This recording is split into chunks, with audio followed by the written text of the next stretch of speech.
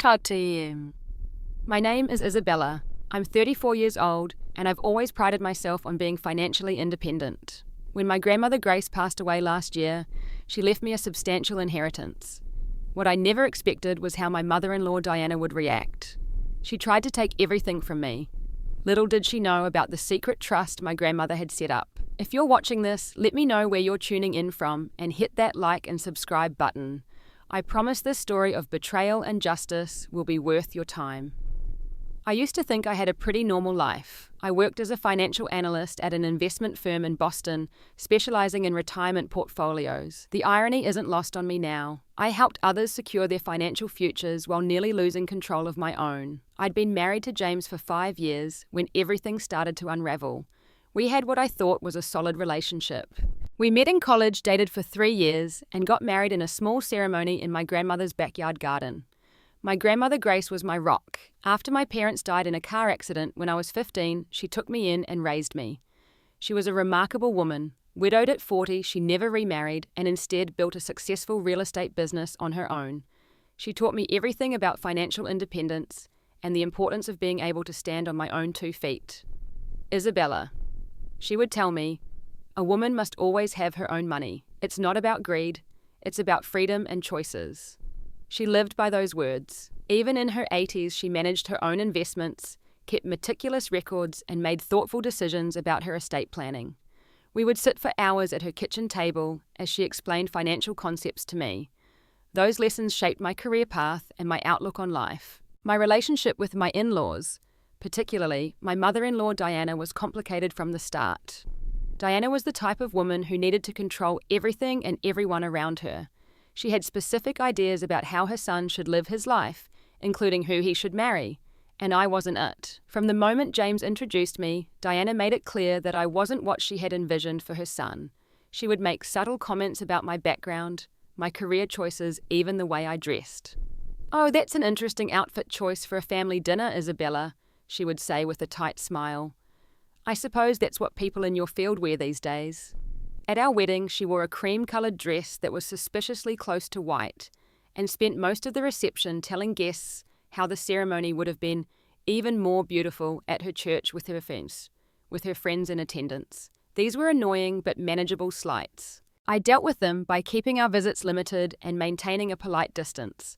James would often try to smooth things over, making excuses for his mother's behaviour.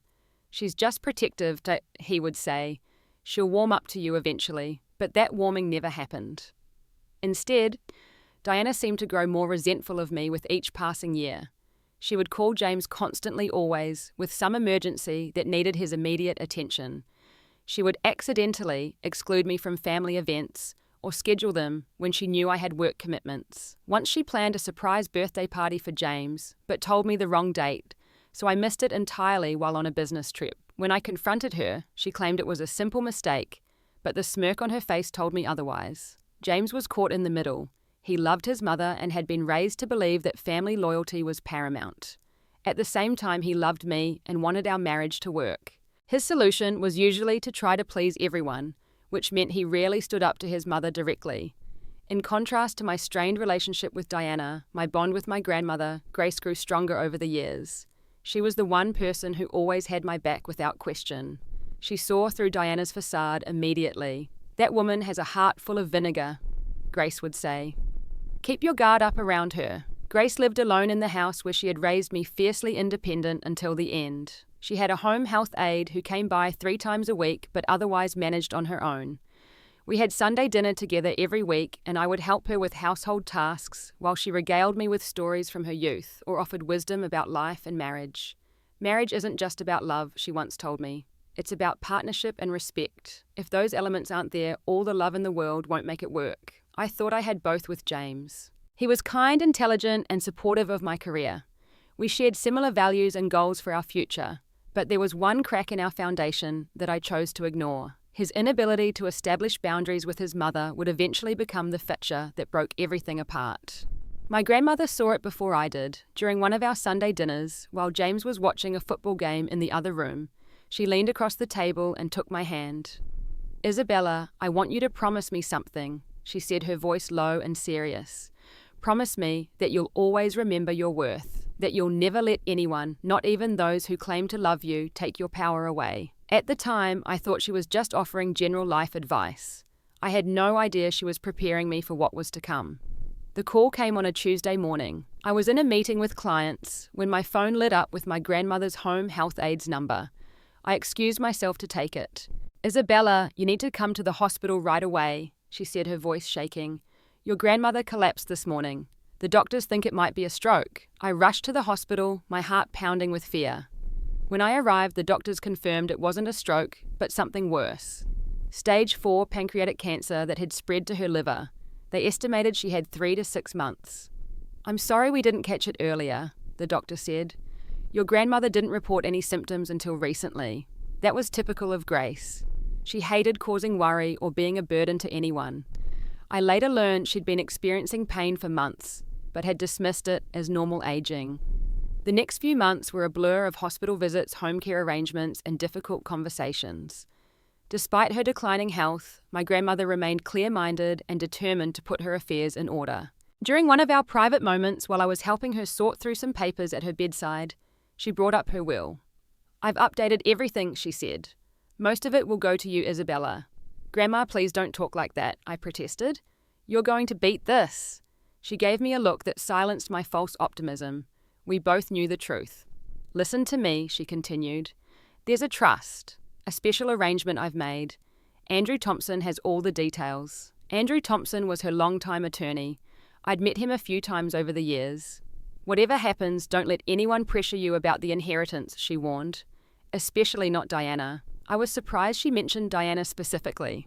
Why would Diana care about my inheritance? My grandmother's eyes darkened. "Money changes people," reveals their true nature. "Just promise me you'll be careful."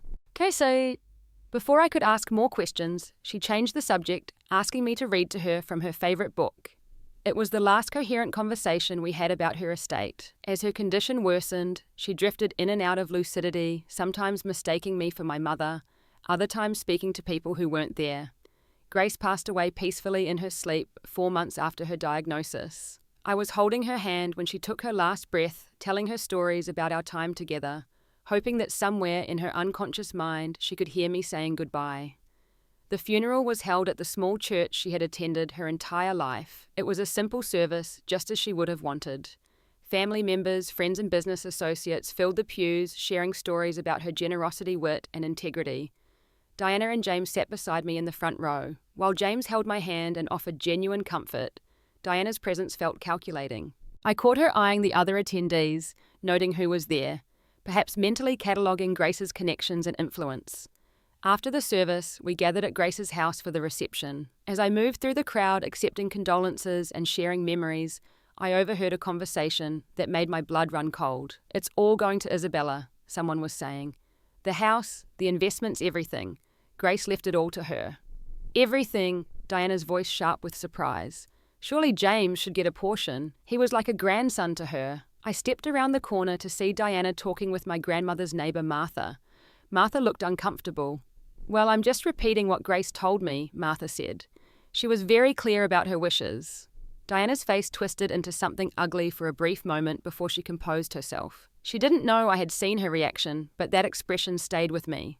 It was the face of someone who felt entitled to something that wasn't hers. Later that evening, after most guests had left, I went upstairs to have a moment alone in my grandmother's bedroom. As I approached the door, I heard voices from inside. Diana and James were having an intense conversation. "It's not right," Diana was saying. "Grace should have considered you in her will. Your family too." "Mum, stop," James replied, sounding tired. "This was Grace's decision. It's her money and Isabella was her granddaughter." "But you're her grandson by marriage," Diana insisted. "And Isabella isn't equipped to handle that kind of money. She's too emotional right now to make sound financial decisions." "What are you suggesting?" James asked. "I'm saying you need to take a more active role in managing this inheritance," Diana said. "For Isabella's own good, she could make impulsive decisions she'll regret. You have a responsibility to protect the family's financial future." I couldn't believe what I was hearing. My grandmother wasn't even in the ground yet, and Diana was already plotting to get her hands on my inheritance. What shocked me even more was that James didn't immediately shut down the conversation. He didn't defend me or my ability to manage my own finances despite knowing my background and career. I quietly backed away from the door, not wanting them to know I had overheard. That night, as James and I lay in bed at our home, he seemed distant. I asked him what was wrong, hoping he would be honest about his conversation with Diana. "Just tired," he said, turning away from me. "It's been a long day." That was the first night I felt truly alone in my marriage. My grandmother was gone, and my husband was keeping secrets from me. What I didn't realize then was that this was just the beginning of Diana's campaign to take what wasn't hers. After the funeral, I noticed a disturbing shift in Diana's behavior. She began showing up at our house unannounced, always with some flimsy excuse. "I was just in the neighborhood," she would say, bustling past me into the kitchen. "Thought I'd drop off these muffins I baked." These visits always seemed to coincide with times when I was dealing with my grandmother's estate. If I had paperwork spread across the dining table, Diana would hover, attempting to peek at the documents. If I was on the phone with the attorney, she would linger within earshot, pretending to water the plants or straighten picture frames. Her sudden interest in our financial affairs became increasingly obvious. She began dropping articles about investment scams into our conversations, making pointed comments about young widows or heirs who had been taken advantage of by unscrupulous financial advisors. "I read the most awful story she would say during dinner. This poor woman inherited money from her parents and lost it all on bad investments. Such a tragedy." The implications were clear. She was planting seeds of doubt, suggesting that I wasn't capable of managing my inheritance responsibly. James seemed receptive to his mother's concerns.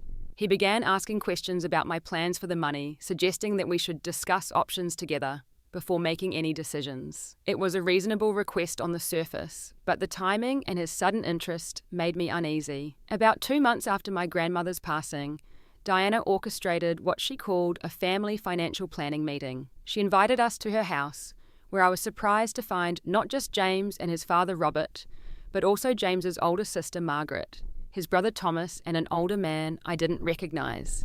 "This is Harold Winters," Diana introduced him. "He's been our family attorney for 30 years. My guard immediately went up.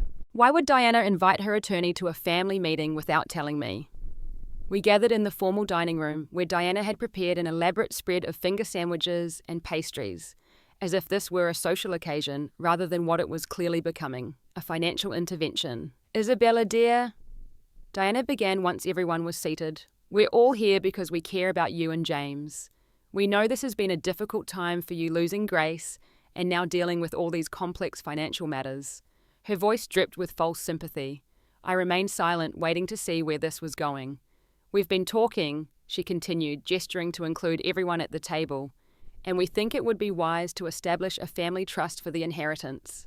"A family trust," I repeated, keeping my voice neutral despite the alarm bells ringing in my head. "Yes," Harold the attorney chimed in.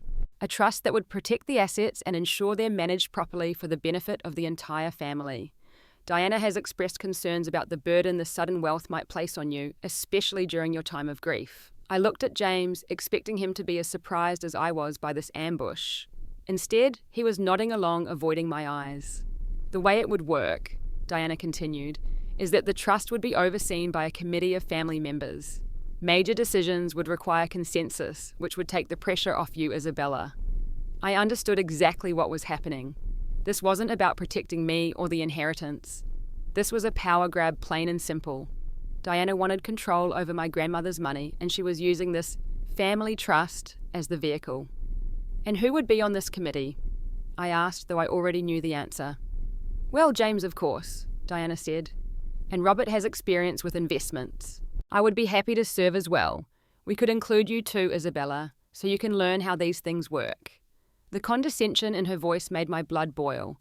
Learn how these things work. I had a degree in finance and had been working in investment management for years. If anyone at that table understood how to manage money, it was me. "And what about future children?" Diana added, twisting the knife deeper.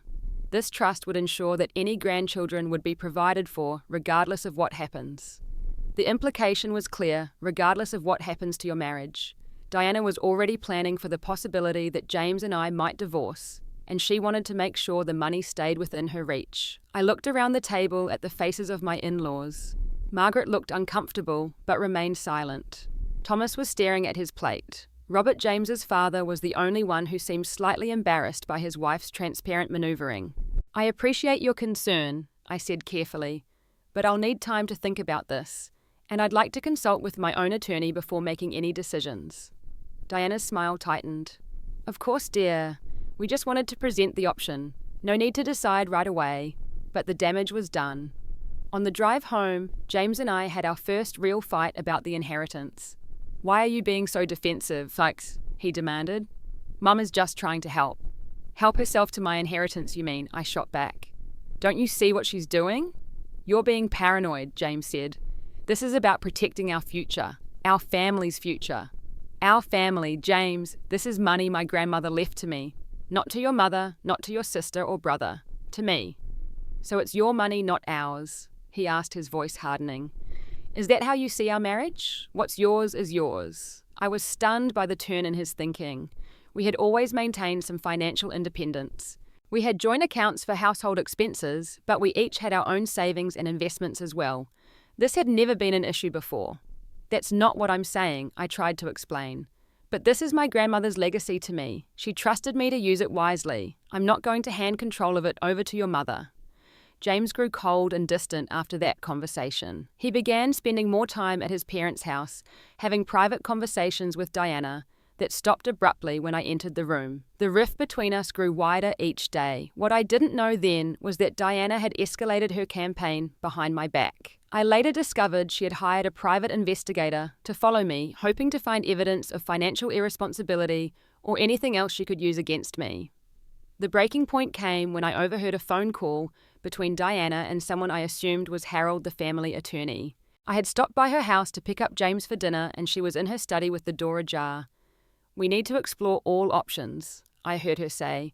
"If we can demonstrate that she's making impulsive or irrational financial decisions, we might have grounds to challenge her capacity to manage the estate." I froze in the hallway, unable to believe what I was hearing. Diana was actively looking for ways to legally challenge my right to my own inheritance. She was trying to have me declared financially incompetent. In that moment, I finally understood what my grandmother had been warning me about. Diana wasn't just annoying or controlling. She was dangerous, and I needed to prepare for war. The atmosphere in our once happy home grew increasingly toxic. Diana's poison had spread, turning James against me in ways I never thought possible. He began questioning every financial decision I made, from regular bill payments to small purchases. "Do you really need another pair of shoes?" he would ask, eyeing the shopping bag I brought home. "Shouldn't we be more careful with our money now?" Our money. The inheritance hadn't even been fully distributed yet, but in his mind it was already a shared asset that he had equal say in managing. Meanwhile, Diana worked tirelessly behind the scenes to isolate me from the extended family. She hosted dinners and gatherings, inviting everyone except me, claiming I was too busy or not feeling up to socializing. During these events, she spread rumors and half-truths. I learned from a sympathetic cousin that Diana had been telling people I was unstable since my grandmother's death, making impulsive decisions and refusing family support. "She said you've been acting erratically," the cousin told me during a rare private conversation. "She's worried about you, especially with all that money coming your way." The strategy was clever. By painting me as emotionally unstable, Diana was setting the stage for her argument that I couldn't be trusted with my inheritance. And by excluding me from family gatherings, she ensured I had no opportunity to defend myself or counter her narrative. James became her unwitting accomplice.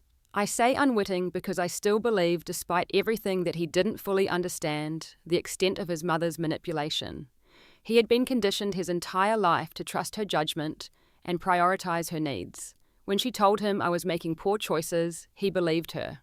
When she suggested I might be taking advantage of the family doubts crept into his mind. One evening, James came home with a document his mother had given him. It was a post-nuptial agreement, essentially a late-stage prenup that would give him significant control over my inheritance in the event of a divorce. "Mum thinks this is the best way to protect both of us," he said, sliding the document across the kitchen table.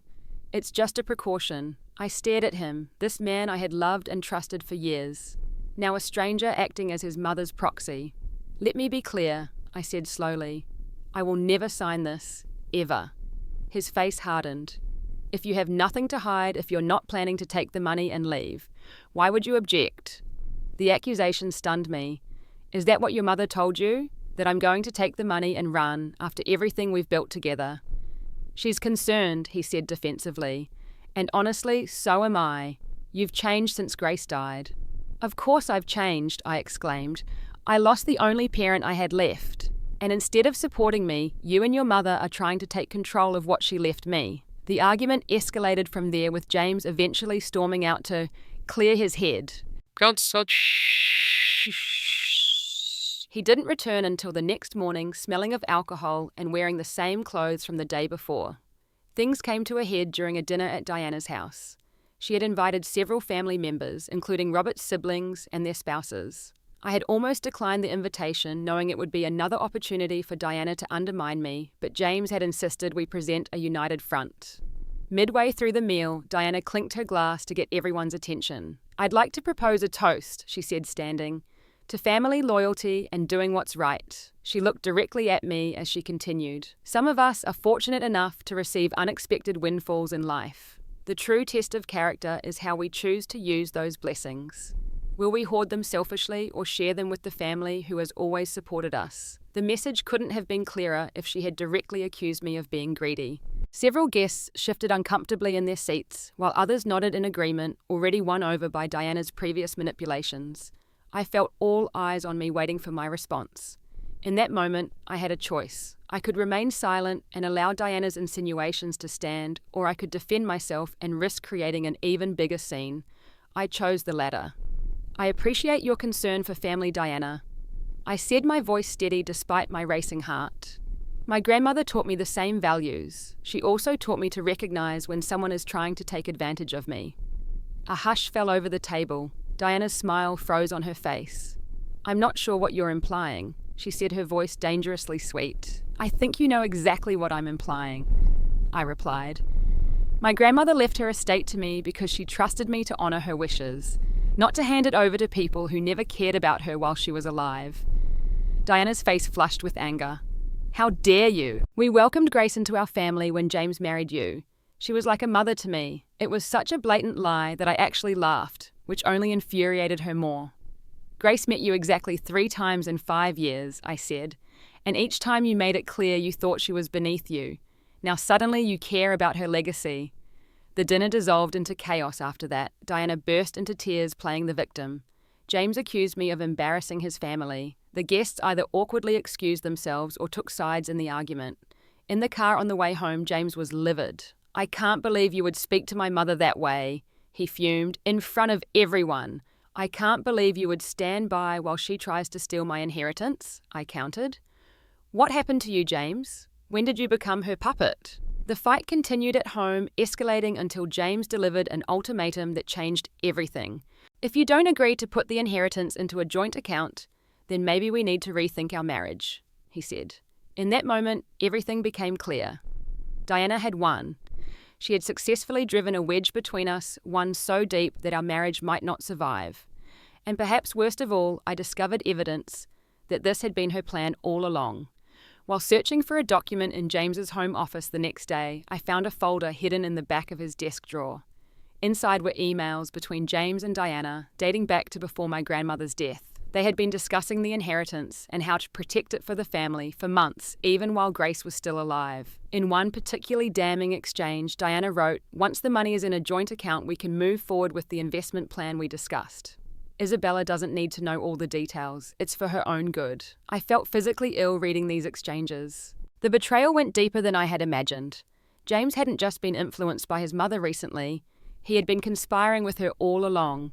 That night, as I lay awake beside the man I no longer recognized, I made a decision. I would fight back. Not just for my inheritance, but for my dignity and independence. My grandmother had tried to warn me, and now I finally understood what I was up against. After discovering the emails between James and Diana, I knew I needed professional help. I remembered my grandmother's cryptic words about a trust and Andrew Thompson, her attorney. The next morning, I called his office and scheduled an urgent appointment. Andrew Thompson's law office was located in a historic building downtown, the kind with brass fixtures and dark wood paneling. He was an older gentleman with silver hair and kind eyes behind wire-rimmed glasses. He had known my grandmother for decades and had helped draft all her legal documents. Isabella. He greeted me warmly, ushering me into his private office. I've been expecting your call. I'm so sorry about Grace. She was a remarkable woman. Thank you, I said, taking a seat across from his imposing desk. She mentioned you before she died. She said there was a trust, a special arrangement, and that you had all the details. Andrew nodded, his expression turning serious. Yes, your grandmother was very specific about her wishes, and very prescient, I might add. He opened a drawer and pulled out a thick folder. Grace came to see me about 2 years ago. She wanted to make changes to her estate planning, specifically regarding you and your inheritance. 2 years ago? I asked, surprised. That was before she got sick. Yes, Andrew confirmed. She wasn't ill then, at least not that I know of, but she was concerned about certain influences in your life. I felt a chill run down my spine. My mother-in-law. Andrew's expression remained neutral, but he nodded slightly. Grace never mentioned names to me, but she expressed concern that there were people in your life who might try to control your inheritance or pressure you into sharing it against your wishes. He opened the folder and began explaining the details of my grandmother's estate plan. It was more complex and comprehensive than I had imagined. The bulk of the estate, including the house investments and business interests, is indeed left to you, Andrew explained. But it's not a simple bequest. Grace established what we call a spendthrift trust. A spendthrift trust, I repeated, unfamiliar with the term despite my financial background.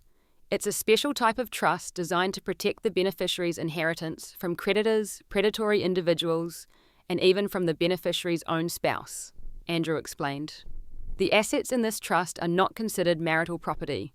They cannot be claimed by your husband in a divorce, nor can he or anyone else force you to use them in ways you don't approve. I sat back in my chair, stunned by my grandmother's foresight. She had anticipated Diana's attempts to get her hands on the money and had taken steps to prevent it. There's more, Andrew continued. Grace included what we call a no contest provision. If anyone challenges your right to the inheritance or attempts to gain control of it through legal means, they are automatically disqualified from receiving any benefits from the trust now or in the future. I thought of Diana's whispered phone conversation about challenging my capacity to manage the estate and felt a surge of gratitude for my grandmother's wisdom. She left you a letter as well, Andrew said, pulling an envelope from the folder and handing it to me. She asked that I give this to you once the trust was activated. With trembling hands, I opened the envelope and unfolded the letter inside. I recognized my grandmother's elegant handwriting immediately. My dearest Isabella, the letter began. If you're reading this, it means I'm gone, and you've discovered the trust I set up for you. I hope you'll forgive me for not telling you all the details sooner, but I wanted to protect you from unnecessary worry. I blinked back tears as I continued reading.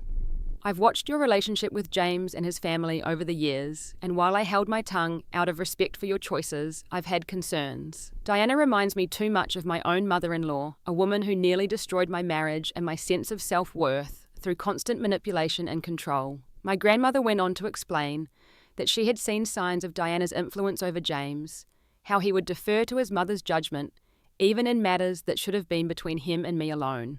Money has a way of revealing people's true characters, she wrote. I fear that when I'm gone, the inheritance I leave, you will become a target for those who feel entitled to what isn't theirs. This trust is my way of ensuring that what I worked for all my life goes to the person I intended. You.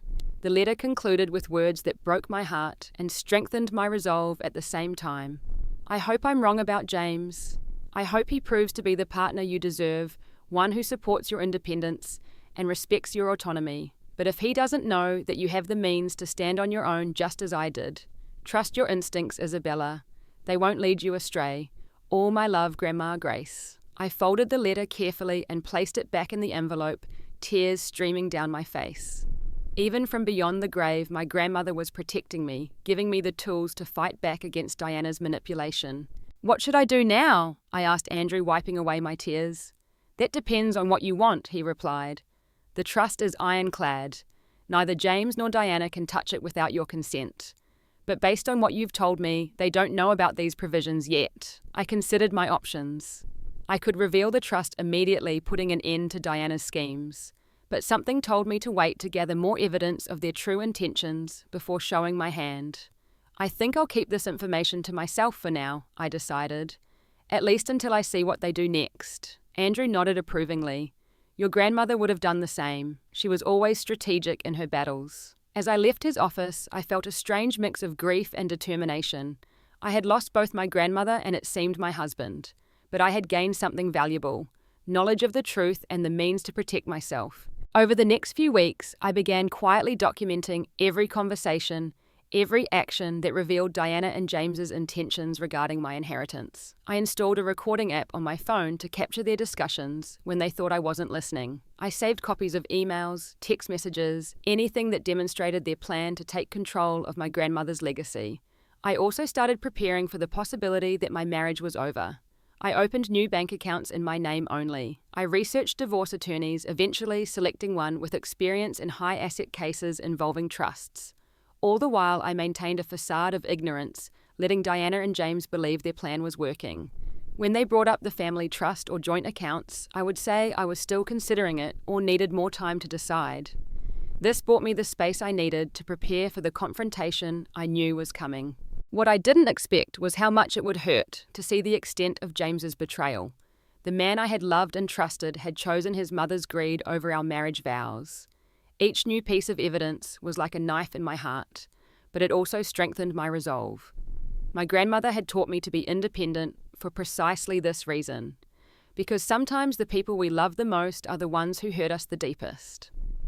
After weeks of gathering evidence and preparing my response, the moment of truth arrived sooner than I expected. Diana called one evening, her voice sickly sweet, as she invited us to dinner at her house that weekend. I'm having the whole family over, she said, and I've invited Harold as well. I thought we could finally resolve this inheritance situation once and for all. James, who was listening on speakerphone, nodded enthusiastically. That sounds great, Mom. We'll be there. I'd sit down. After he hung up, he turned to me with an expression that was meant to be reassuring, but came across as condescending. This is for the best, Isabella, he said. Once everything's settled with a proper legal arrangement, we can move past all this tension and get back to normal. I smiled thinly, saying nothing. Let them think I was giving in. The surprise would be all the sweeter. Saturday evening arrived, and I dressed carefully for dinner at Diana's. I chose a conservative navy blue dress, pearl earrings that had belonged to my grandmother, and subtle makeup.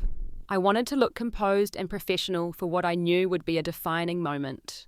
Diana's house was lit up like a Christmas tree when we arrived, every downstairs room blazing with light. Cars lined the driveway. Clearly this was to be a public event with plenty of witnesses to my capitulation. Diana greeted us at the door, embracing James warmly before giving me a stiff, perfunctory hug. Isabella, you look tired, she said loud enough for others to hear. Are you feeling all right? Another subtle dig at my mental state, I noted.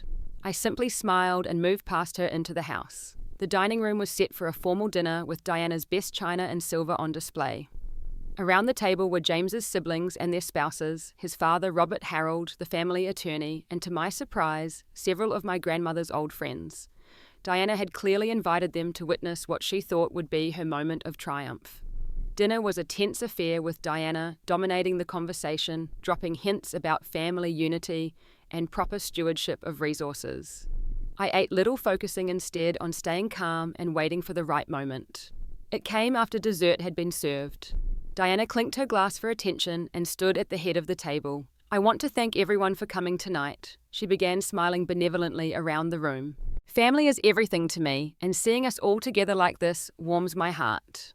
She continued with a practiced speech about legacy responsibility and doing what's right for future generations. It was skillfully crafted to make her power grab sound like selfless concern, which is why, she concluded, turning her gaze to me, I'm so pleased that Isabella has agreed to discuss the terms of a family trust for Grace's estate. Harold has prepared the documents, and with everyone here as witnesses, we can finally put this matter to rest.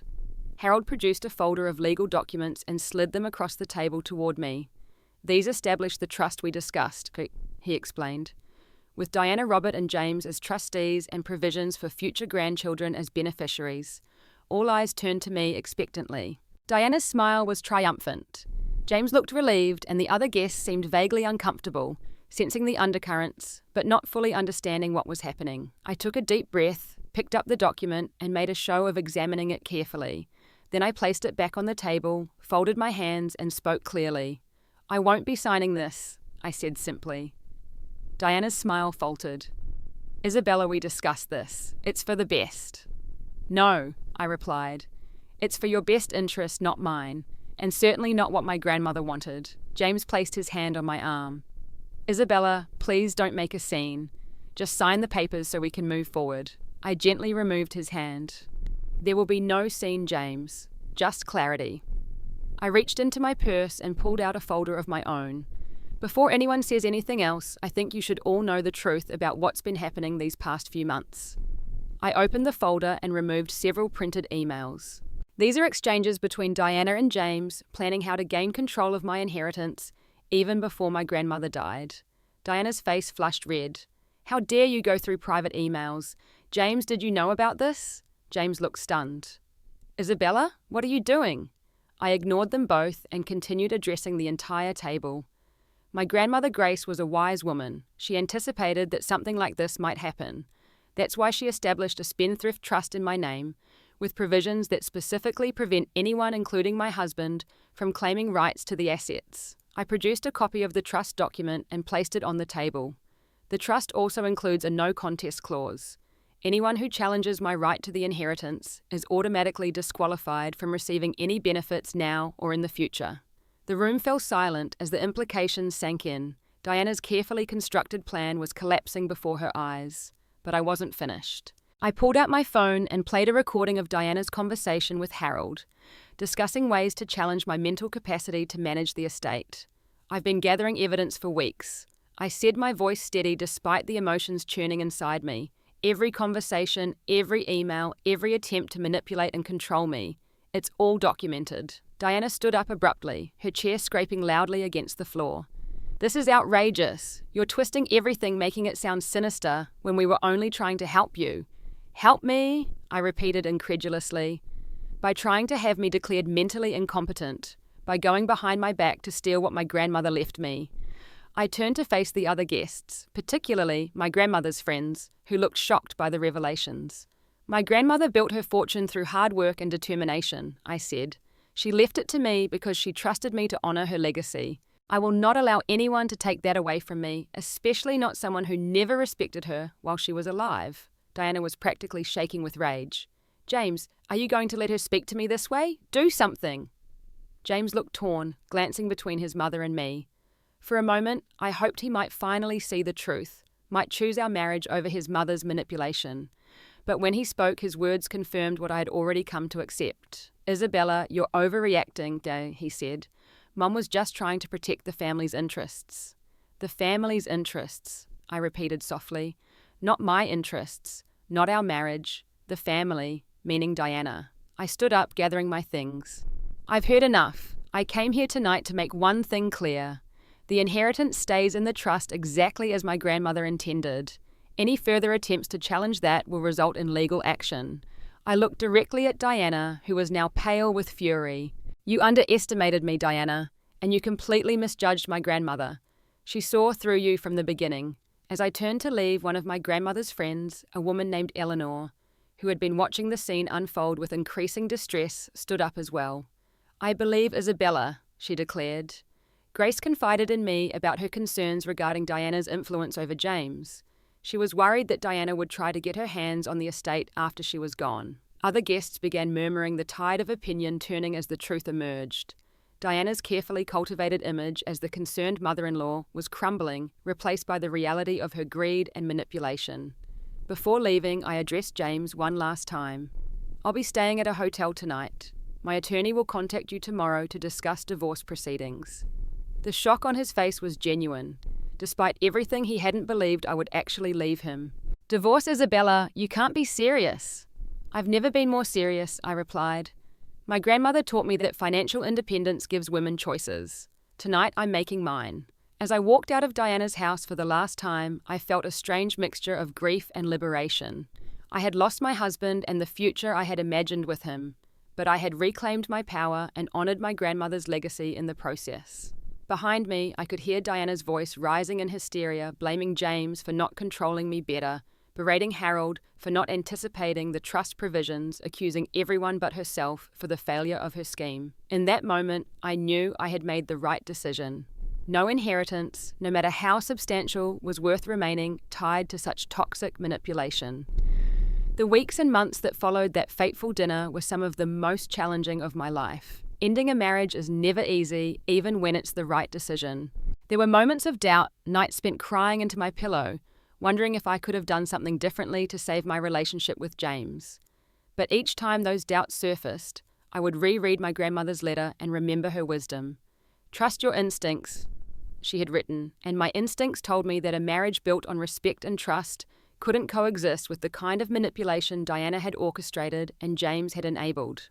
The divorce proceedings were surprisingly straightforward, thanks to the ironclad trust my grandmother had established. James initially tried to contest it, undoubtedly at Diana's urging, but his attorney quickly advised against it when faced with the no contest clause and the evidence I had gathered. In the end, we settled amicably. James kept our house and most of our joint possessions while I walked away with my personal belongings and, most importantly, my full inheritance protected within the trust. Diana predictably did not accept defeat gracefully. She spread rumours within the family and community, painting me as cold, calculating, and greedy. Some believed her, particularly those who had always been under her influence, but others, including several of my grandmother's friends who had witnessed Diana's behaviour firsthand, stood by me. Eleanor, my grandmother's closest friend, became an unexpected source of support during this time.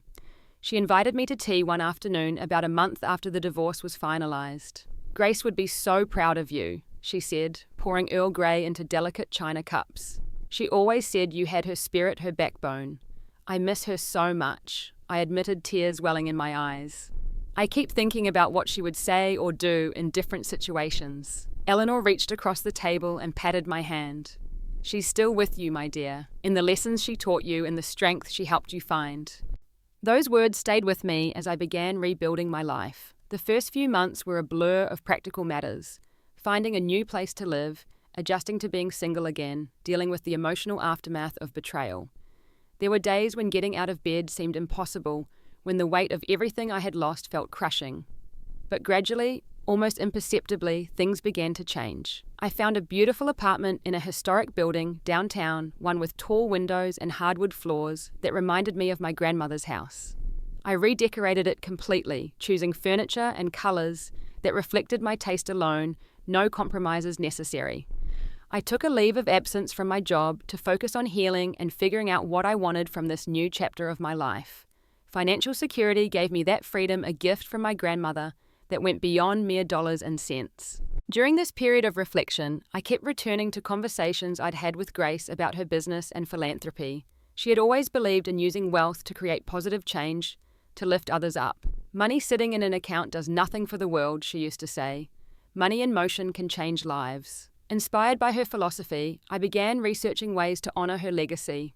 6 months after my divorce, I established the Grace Foundation, a non-profit organisation dedicated to providing financial education and resources to women in vulnerable situations. Domestic violence survivors, single mothers, widows, women starting over after divorce. The foundation offered scholarships, grants for small businesses, financial literacy workshops, and mentoring programs. It was exactly the kind of practical, empowering work my grandmother would have approved of. Running the foundation became my passion and purpose. I hired a small, dedicated staff and worked closely with local women's shelters and community organisations. Each woman we helped felt like a tribute to Grace and her values. Surprisingly, some members of James's family reached out to me during this time. His sister Margaret, who had always seemed uncomfortable with Diana's machinations, called me out of the blue. "I owe you an apology," she said when we met for coffee. "I knew what Mum was doing wasn't right, but I didn't have the courage to speak up. Diana has a powerful influence over everyone in the family," I acknowledged without bitterness. Margaret nodded sadly. "She always has. It's like we're all under her spell, afraid to contradict her. Even Dad just goes along to keep the peace." "What about James?" I couldn't help asking. "How is he?" Margaret hesitated. "He's struggling. The divorce was hard on him, and Mom doesn't make it easier constantly reminding him of what could have been if he'd handled you properly." I winced at the phrasing so typical of Diana's view of relationships as power struggles to be won. "I think he regrets it," Margaret added quietly. "Not standing up for you, I mean. He talks about you sometimes when Mum's not around. I felt a pang of sadness but no desire to reconnect. What James and I had shared was irreparably broken. Sometimes love isn't enough when trust has been shattered. As for Diana, I heard through the grapevine that her standing in the family and community had suffered after the truth came out. Several of my grandmother's friends, influential women in their own right, had distanced themselves from her. The family gatherings she once presided over like a queen were smaller now, her authority diminished. James eventually moved out of state for a job opportunity, putting physical distance between himself and his mother's influence. I hoped for his sake that the separation would allow him to find himself again, to break free from the patterns that had destroyed our marriage. About a year after the divorce, I met someone new. Michael was a widower, a pediatrician with kind eyes and a gentle sense of humour. We moved slowly, both carrying our own histories of loss and healing. What struck me most about our relationship was how different it felt from my marriage to James. With Michael, there was no power struggle, no sense that I needed to guard my independence or prove my worth. We supported each other's autonomy while building something meaningful together. When I eventually told Michael the full story of my inheritance and divorce, his response confirmed I had found someone who truly understood the values my grandmother had instilled in me. "Your grandmother sounds like an extraordinary woman," he said, "and she raised someone just as remarkable." 2 years after establishing the Grace Foundation, I was invited to speak at a women's leadership conference about financial empowerment. Standing at the podium, looking out at the faces of women eager to take control of their financial futures, I felt my grandmother's presence more strongly than ever. Financial independence isn't just about money, I told the audience. It's about having the freedom to make choices based on what's right for you, not what others expect or demand. It's about standing on your own feet even when those you love try to knock you down. After the speech, a young woman approached me, tears in her eyes. "Your story changed my perspective, she said. "I've been letting my boyfriend make all our financial decisions because I thought that's what I was supposed to do. But now I see how dangerous that can be."